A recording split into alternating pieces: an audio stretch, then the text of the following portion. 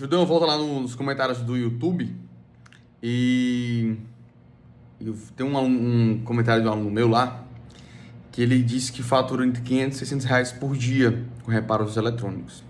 E é muito interessante ver a galera comentando embaixo, dizendo que isso é impossível, não sei o que. Eu conheço o cara que ele trabalha com reparos, ele não faz isso daí, então isso aí é mentira que ele tá dizendo. Aí eu fico vendo, caraca, como nossa visão é limitada, né? O cara se limita a esse ponto, dizer que não dá, o cara tá lá dizendo, o cara tá na cara tapa dele, dizendo. Aí foi dizendo que são dois mentirosos, dois enganadores, não sei o quê. E é muito louco ver isso aí, como a crença da pessoa limita ela de atingir patamares ainda maiores. Eu digo isso porque, por exemplo, 500 reais hoje, se a Lautec fizer por dia 500 reais hoje, eu não pago as contas, entendeu? Então, quando você chega, às vezes você vai crescendo, vai atingindo patamares que o que hoje parece absurdo pra ti, que pros caras lá é absurdo, 500 reais por dia. Pra gente que na Lautec, se a gente fizer, é motivo de tristeza, é preocupação, o que tá acontecendo, que merda que aconteceu aí, tá dando merda, entende? Então, a visão do cara limita ele. E eu me deparei hoje lá nos comentários, vou até postar aqui um print dos comentários que eu tirei, acho que eu printei aqui alguns aqui. Se não tiver printado, são comentários desse tipo, né? Não dá, absurdo, já vi. Não, eu conheço o fulano de tal que trabalha com reparos eletrônicos e ele não faz isso daí. Ele não faz esse tanto de faturamento. Já tentou a galera que concorda, né? E defende essa visão. E talvez porque faz isso, né? 30 anos de mercado e não existe isso. E aí eu tenho desde 2017 que eu atuo na área, mas a Lautec tem 3, 4 anos. Tem que saber o guia da Lautec, né, cara? Eu tenho uns 3, 4 anos da Lautec aí. 2018, 17, 18 ali. 18, aí 18, 19, 20, 21. 4 anos. E o cara lá tem 30 anos e não existe isso, não é tão simples assim. Outra coisa que é muito interessante, que eu sou terminantemente contra. Quem é da área não quer que tu entre na área. Isso que eu tô te falando. Quem é da área não quer que você entre na área. O que eu vou te dizer pra ti, pra tu não entrar? Não, é muito difícil encontrar componente. SMD é muito difícil de soldar. SMD, não, é muito difícil. Para trabalhar com isso são muitos anos. Eu tenho 30 anos de mercado. Entende? Então, muitas vezes o cara só não quer que tu entre. Porque pra cabeça dele, tu entrando mais um concorrente, toma no mercado dele, porque ele não faz nenhuma ação de marketing para captar cliente, é só boca a boca. E se tu entrar, ele vai perder cliente para ti. Então, às vezes, o cara não quer que tu entre no mercado. E vai te dizer, não, cara, não dá não. Porque não tem mais componentes no mercado. Porque é difícil demais trabalhar com componentes. A maioria agora é SMD, tu é louco, é muito difícil. Porque eu tenho 200 anos de mercado e pra mim é difícil, imagina pra ti que começa agora. Esse cara ele só não quer que tu entre. Então cuidado com esses conselhos, tá? Quando eu vejo alunos meus com menos de 1 ano de mercado voando na região deles, isso eles não enxergam, isso eles não têm visão. Quando você vê, que nem a gente vê aqui, não tem como parar de ver isso. Não tem como deixar de desver isso. A gente vê o resultado dos nossos alunos, vejo o meu resultado dos meus alunos. Não tem como desver isso daí. Outra coisa que eu tenho que trazer para vocês aqui, outro assunto. Se liga. Climatrônico é uma profissão nova no mercado, certo? E eu vou falar bastante no próxima turma, aí, no próximo evento que a gente for fazer online. Mas já vou adiantando para vocês aqui, que é primeira mão. Climatrônico é o profissional novo no mercado. Tem uma profissão mais nova ainda no mercado, que ela só vai acontecer depois que a gente firmar vários climatrônicos no mercado, que é unir, fazer a fusão do climatrônico com o cara o mecânico, o bom mecânico, né? O cara que tem o ciclo básico e tal. Quando eu junto essas duas habilidades, forma-se um profissional extremamente completo no nosso mercado. E eu não vejo ninguém falando disso. Até porque ninguém tem a visão que eu estou tendo aqui na Lautec. Eu já estou focado em formar esses profissionais dentro da Lautec. Entendeu? A galera da equipe externa, a minha equipe externa hoje da Lautec, é formada por esse tipo de profissional. Que ainda não tem nem nome. Ainda não tem nem nome. A gente está numa era que profissões se formam assim. Que a necessidade do mercado exige, a evolução é mais rápida do que as escolas tradicionais têm de acompanhar e as profissões surgem. Então, essa profissão que não tem nem nome, essa junção de um técnico de refrigeração com um climatrônico, esse cara tem essas duas habilidades, ele é um cara extremamente raro no mercado e, naturalmente, extremamente valorizado. Chega um cliente e resolve o problema do cliente. Então, pega essa visão aí, ó. Vocês vão me agradecer daqui a 5, 10 anos por estar te falando isso aqui hoje. É visão de longo prazo, tá? Visão de longo prazo. Daqui a pouco, quem não sabe eletrônica no nosso mercado vai estar de fora do mercado. Grave isso daí. Ah, mas tu é da área. Não, eu tô vivenciando. Sim, porque eu sou da área, né? Porque eu dou aula de eletrônica também, mas que eu tô vivenciando. Eu botei uma equipe externa em março desse ano, e minha equipe externa é encabeçada por um cara que é climatrônico e é um ótimo técnico em refrigeração. E ele junta... E ele une esses dois mundos e entrega o melhor para o nosso cliente. Ele resolve o problema, tanto na bancada quanto na parte mecânica. Analisa como um todo a máquina, é um profissional completo do nosso mercado, tá? Porque se você só sabe de refrigeração, você não é completo na refrigeração. Ah, mas eu só quero reparar a placa. Beleza, só eletrônica te basta. Só eletrônica entre aspas, né? Tá, mas se você é técnico e quer permanecer como técnico, essa profissão tá surgindo aí. Beleza? Fica de olho. Aí, hoje os cabos estão... A bomba da água não funcionou. Como é o problema aí? É um regulador de tensão que veio da TXT, mas Você derrubou de mostrar. Também vai aparecer, Paulo? não mostrei isso nos stories, não. Os caras reitaram, mano. Funcionando mesmo, né? Tu abriu aqui, deixa eu abrir aqui. Peguei não. É só na batidinha, o rolamento estragou. Aí saquei Agora tá com a água nela aí, tava rolando. Manter o mesmo comportamento. Quando começar a entrar água, acho que não tomar, né? Cadê o WD do Play? É a gente Deve tocar ir. no micro e resolver. Esse é o histórico que a gente tem. Dá pro desado aí. Os cabos estão reparando é tudo aqui, menino. Lautec, manutenção de motores e bombas. Enfim. Aqui, mãe, ó. Funcionando agora, só queimar de novo. Chega lá, ela liga na tomada, bicha. Pum! Mais uma vez. Tô ficando especialista em impressoras, brothers. Tá funcionando normal. Tá aí, 100%. Eu ajeitei, chegou lá, botou na tomada, a bicha fez cabum. De novo, vamos lá. De novo, ver se ela aguenta mais tempo. Deixar aqui o dia todinho. Vou até usar ela várias vezes aqui hoje, ver se ela vai funcionar direitinho. Vocês acompanham na saga aí da impressora da mamãe. Aí a bichinha rodando 100%. Foi aqui dentro, parou? A galera não tá aquecendo, a tensão não tá caindo. Parou? Ela parte e dá erro de sobrecorrente. Não, daí não. Só corta o compressor. Só corta o compressor. Não é monofásico, né, esse modelo aqui? É. Ó. A plaquinha da CTPM, IPM, banco de capacitores. A análise aqui tá no nível já comparativo. Tem uma plaquinha boa aqui, ó. Vou parar porque não dá código de erro, mas parte do compressor e para. Na bancada, certo? Então, análise mais minuciosa. Quando não dá código de erro, galera, aí tem que ir na acessibilidade.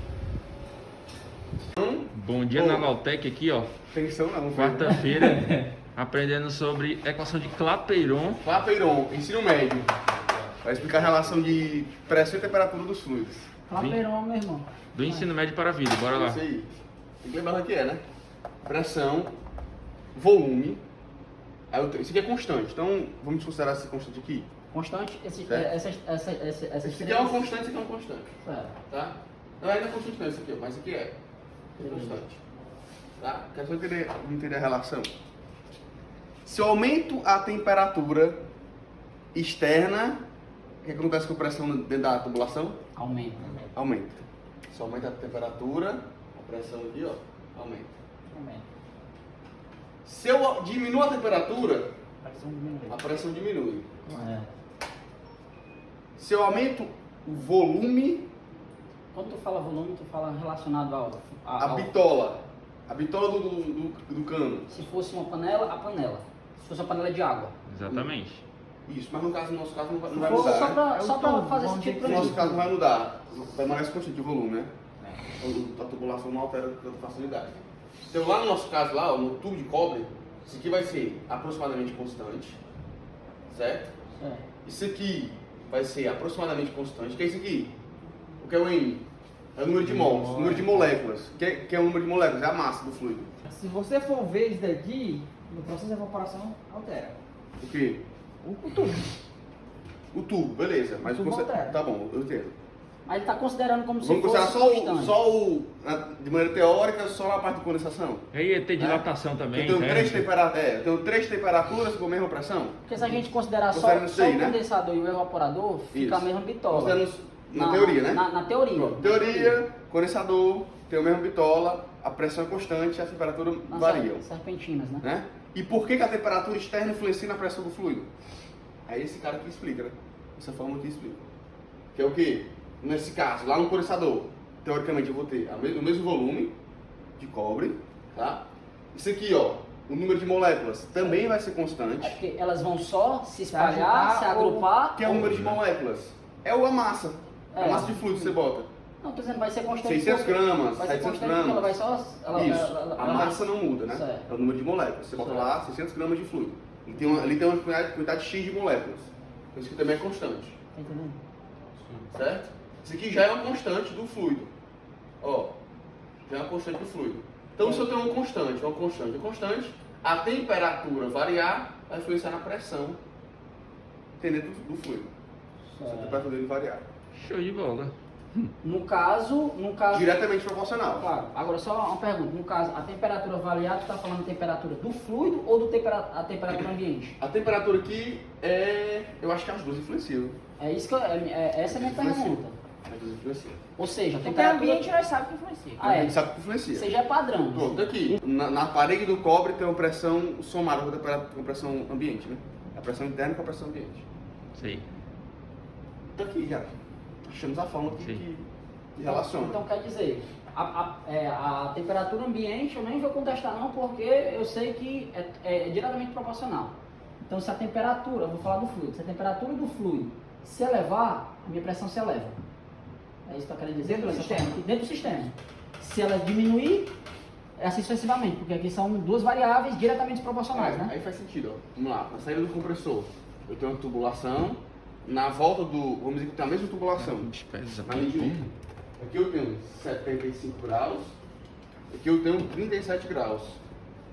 Se eu diminuir a temperatura, A saída do condensador aqui. na saída do compressor, Certo. E aqui? aqui na linha de líquido, retorno do condensador. Chegada do capilar. Saída do condensador então também. Saída Chegar do no condensador. capilar, certo. Chegar no capilar. Certo. Vou ter a mesma tubulação. Então eu tenho o mesmo volume, mesmo volume, né? Certo. Não mudei o volume onde o fluido passa. Uhum. Mudei o número de moléculas? Não. Esse constante é constante. A temperatura caiu. Então a pressão tende a cair também. Aí tende a cair também. Laonder, coloque aí o que é pressão. Conseguiu entender, Marcos? Força. Pressão Agora- Ó, é igual a força dividido pela área. Ei, Launda, outra coisa. A gente tava vendo hoje. Eu tô vendo aqui, isso aqui, essa temperatura muda aí, é porque tem as mudanças de amplitude. Sim. Não, Toda total. certeza. Isso é Com verdade. certeza. Isso é Se eu verdade. aplicar uma válvula de tiragem aqui, ó, pra medir essa pressão aqui nesse ponto, vai dar uma temperatura diferente e vai dar uma Pressão maior. diferente. Maior do que está aqui, né? Agora, só que como ele explica lá na aula,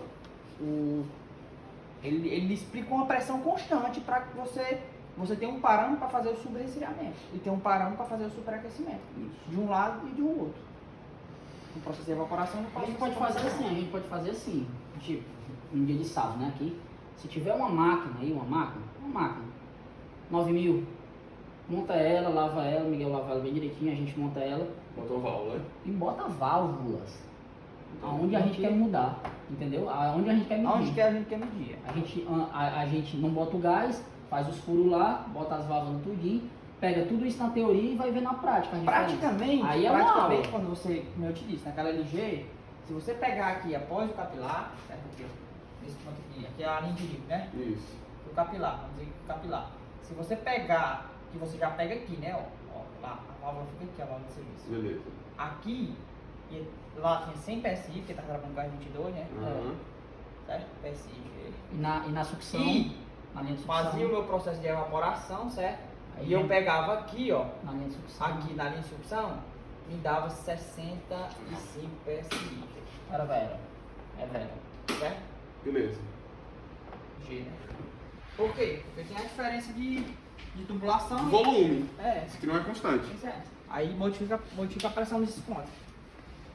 Só que o cara que estudou, ele bota um canto pra você pegar a menor pressão do sistema, você tem um parâmetro para fazer o superaquecimento do equipamento. Bom, encontrei lá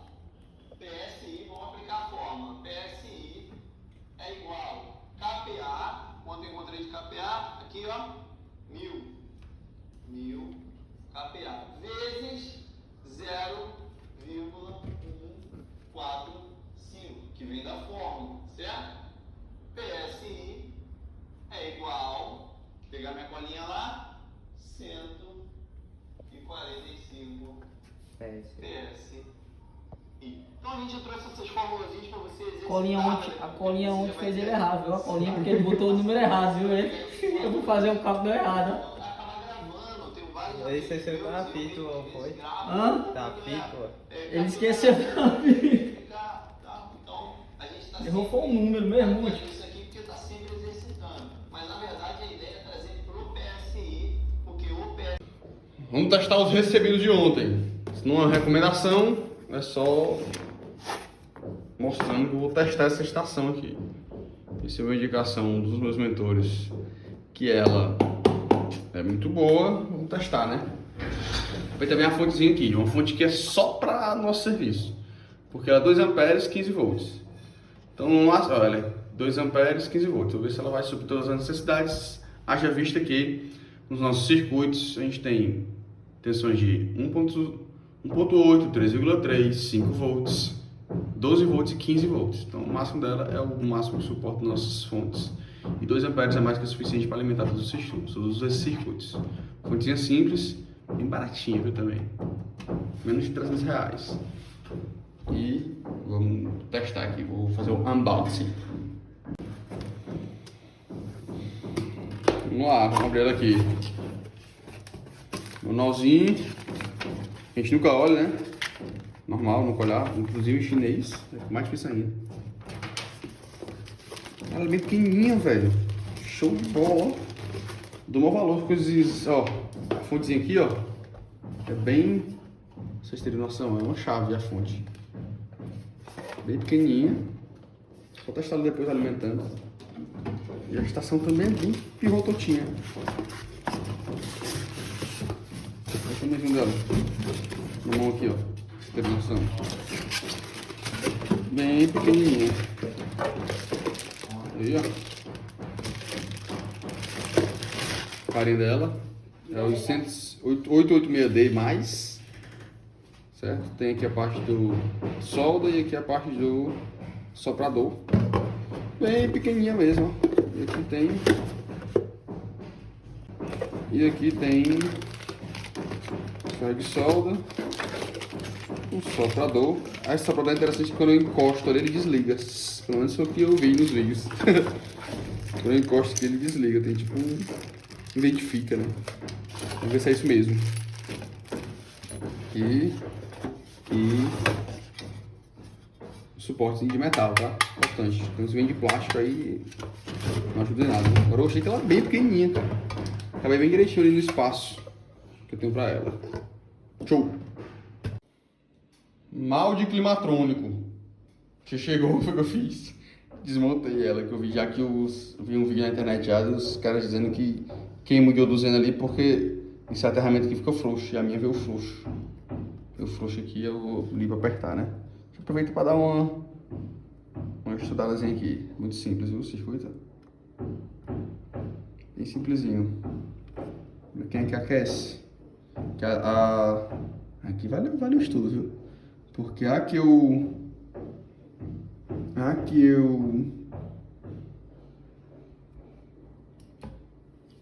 outra da FR tem um compressorzinho aqui. E essa aqui não tem. Acho que o ventilador é aqui, ó. Tem uma resistência, né? Aqui. Que é acionada ali, ó. A dinâmica é essa. Aqui fica o turbina de ar com resistência. Então vamos lá. Conso. Tava caindo a tensão. Foi trocado o IPM. A hora da verdade é agora. Já vamos marcar aí pra ver. Vai ligar agora, né? Já foi. Vamos ver se vai. Vamos ver se vai. Um mês de tensão. É isso. Tem que esperar descarregando. Voltamos já. E aqui, seu Paulo? E aí? Cai em tensão também. Cai em tensão também? Tá pré-analisando ou vai? Pré-análise. Pré-análise. Para Gambit, que tinha Gambit. Tinha um jump onde não era pra ter. Um jump Era o era. jumper. Tem um jump aqui. Deixa eu fazer aí os animaizinhos. Falando Tá no aqui de jump passo, aqui, eu vou te dar Ah, cara, eu já vi isso aqui, velho. Os malucos botam uns jump aqui, ó. E não sei por que acredito que a máquina funciona. Aí fica um dia pensando aqui nesse conector, que é o conectorzinho de debug. Só o RMS tá certo. Mas não faça isso em casa, crianças. Pra saber se alguém mostrando, falando sobre ele, falando dos pontos positivos e dos pontos negativos. É uma forma de você pesquisar ele. Ok? Tenta fazer isso aí, meu querido. Valeu. Aí, melhor suporte do Brasil. Eletrônica para climatização. Respostas em áudio, em vídeo e tudo mais. Vamos lá. E o diodo aqui. Ó, capacitores estourados, fonte, diodo e GBT também, né? É. Eu quero condenar uma placa zerada. Zerada. Esse aqui é a próxima. Zerada. Digicons é hoje? Digicons. Ó, zeradíssima aqui, ó. O cara condenou. Aí, mas nem quando a gente comprou, não. Vocês não ficarem de queixo caído. Mas o cara condenou, ia jogar fora, basicamente. Pra já está reparada. Viu? Trocado 4 componentes. A máquina ficou zerada 100%. O estado desse capacitor ficou, velho. Ali, ó. Estourou ali. Foi embora o quê? Foi embora A trilha que abriu. trilhona. Vem até aqui, O ó. chaveador também foi pro saco. Ó, o tampão dele ali tá fora. O tráfego queimou um pouquinho, não sei se danificou, né? Ó. Eu achei estranho esse capacitor. Meio que fundiu ele, velho. Pesado. Vamos lá para as respostas. Qual é o equipamento principal para teste de componentes? O principal equipamento de teste de componentes chama-se multímetro. A principal ferramenta que você precisa. Inclusive eu não confio em testes de LED.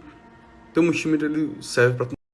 Essa aqui vai ser difícil explicar em 15 segundos. Por que 3 resistores de 30 ohms em paralelo pode ser substituído por um de 10 ohms? Chama-se resistência equivalente, né? Tem fórmula para calcular e tudo. Vou tentar dar uma explicação rápida aqui. Vamos lá, explicação elétrica. Prepara que lá vem um monte de stories aí. Imagina um resistor de 30 ohms, certo? Que por ele passa uma corrente de 30 amperes. Agora, eu vou pegar esse resistor.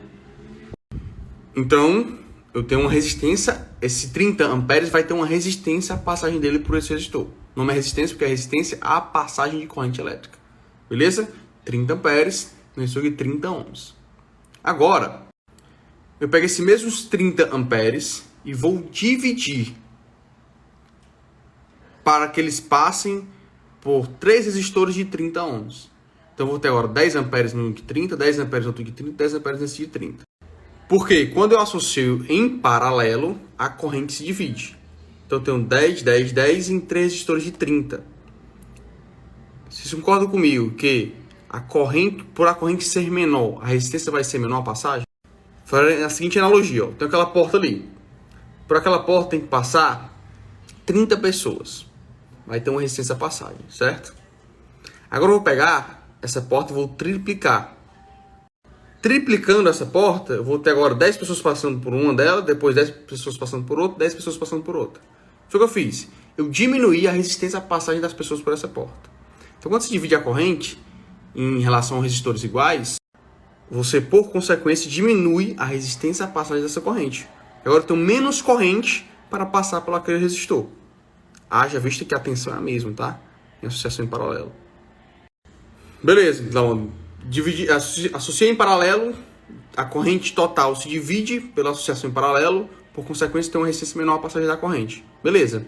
Então, se eu tenho 3 resistores de 30, eu tinha um resistor de 30 que tinha uma resistência à passagem da corrente, agora eu dividi para 3 de 30. Então a corrente flui, tem mais 2 caminhos para passar. Então ela passa com maior facilidade. Então se eu pegar uma equivalência, se eu quiser substituir esses 3 de 30 por um resistor apenas, como a corrente tem 3 caminhos, agora eu quero passá-la só por um, e manter a mesma equivalência, tá? Tem que ser equivalente, a resistência tem que ser menor. Menor quanto? Aí matematicamente, eu pego a resistência que se repete e divido pelo número de vezes que ela se repete. 30 ohms dividido por 3 vezes. Então fica o resistor de 10 ohms. Eu espero que tenha feito sentido a analogia para vocês, certo? Quando eu associo em paralelo, a corrente se divide. Como a corrente se divide, cada ramo, cada corrente vai ter uma menor quantidade de corrente, por consequência vai chegar uma resistência menor. Vai enxergar uma resistência menor à passagem, certo? Então, por isso quando eu associo em paralelo, quando eu quero pegar uma equivalência, a resistência sempre é menor. E detalhe, quando você tem resistores em paralelo, que são diferentes, no caso aqui não era, quando são diferentes, a resistência equivalente é sempre menor à menor resistência do paralelo. A resistência equivalente é sempre menor à menor resistência do paralelo. Aí matematicamente a gente consegue calcular isso. Tem uma placa LG K7 inverter, você pega para arrumar? Sim, nós reparamos. Tem uma empresa chamada Lautec, a gente tem uma equipe de climatrônicos apostos para reparar qualquer placa eletrônica no nosso segmento. O que fazer quando o ar-condicionado Electrolux vai no erro E9? Então, E9 não tem na tabela, pelo menos eu não vi na tabela que eu tenho da Electrolux barril, tá? Se for barril. Quando não tem código de erro na tabela, e vão ter algumas máquinas que não vão ter mesmo, né? E você pode morrer todo procurando que não vai encontrar. A gente vai ter que trabalhar como se não tivesse dado código de erro. Então a análise tem que ser uma análise mais completa, identificar o comportamento estranho. Analisar sempre todos os periféricos, verificar os comportamentos, o que está errado no comportamento dela, verificar nível de tensão, aí vai ter que ter uma análise bem mais criteriosa, bem mais demorada, pelo fato de não ter o código de erro. Por isso, sempre procure entender o que significa o código de erro. Mas os fabricantes não nos ajudam muitas vezes. Então, quando ele não faz isso, nem por isso a gente deixa de reparar. Então, pode ficar à mercê do fabricante nesse sentido. Então, a gente vai para outras técnicas que são mais demoradas, mais trabalhosas, mas tem jeito sim. Pode lavar as placas? Pode sim, tá? Detergente neutro, esponjinha ou pincel. Pincel é melhor, tá? Pincel, um Veja e pincel. Espuma bem, limpa e seca muito bem, tá? Especialmente de um dia para o outro. Espera secar de um dia para o outro para não dar correr o risco de energizar ela com algum certo tipo de umidade, especialmente nos transformadores e bobinas. Elas absorvem muita umidade. É aconselhável tirar esses transformadores antes. Qual o primeiro passo para diagnosticar defeito de placa? O primeiro passo para diagnosticar defeito de placa é ouvir a placa. Como assim, Lão? Tá ficando doido? Ouvir, ela conversa com a gente. Se você escuta o que ela diz, você tem mais chance de repará-la. Professor, quando a máquina apresenta proteção contra alta corrente, qual circuito analisar? Proteção contra alta corrente, primeiro, tem que considerar o código de erro. Tem que verificar se tem uma alta corrente mesmo. Verificar a corrente do sistema. Para depois, só depois, suspeitar que o circuito está medindo errado. Né? A gente tem mania de ir logo para a placa eletrônica. Eu digo que você é meu aluno. E aí, a gente tem essa mania. E aí, cara, é analisar primeiro a corrente. Se a corrente estiver ok, estiver nesse erro ainda, é porque de fato deve ter alguma leitura alterada. Então é para o circuito de leitura de corrente. Mais à frente você vai conhecer esse circuito, mas basicamente é o circuito de leitura, circuito resistor shunt. Parte dele é a leitura de corrente. Minha placa sofreu um curto. Já troquei fusível, ponte retificadora, agora eu preciso saber onde procurar. Preciso encontrar o curto, né? Se o curto estava na ponte, você trocou a ponte, beleza. Resolvido. Se o curto estava no fusível, não tem porquê, né? O fusível é um curto. Mas é verificar, por exemplo, se o curto estava na ponte, tu tirou a ponte e eliminou o curto. Mas megue no capacitor de potência e energiza a placa com a lâmpada série, para não correr isso nem para ti nem para a placa. Em resumo, porque os stories cortou aqui, verifica os componentes que estão em curto, tá? Especialmente ponte retificadora e capacitor de potência, GBT se tiver também. E essa é a famosa erro de sensor de corrente. Você está falando da Samsung da foto, de fato ela dá muito erro de sensor de corrente. E aí analisar todo o circuito de leitura de corrente resistor shunt. Dá trabalho, mas tem reparo.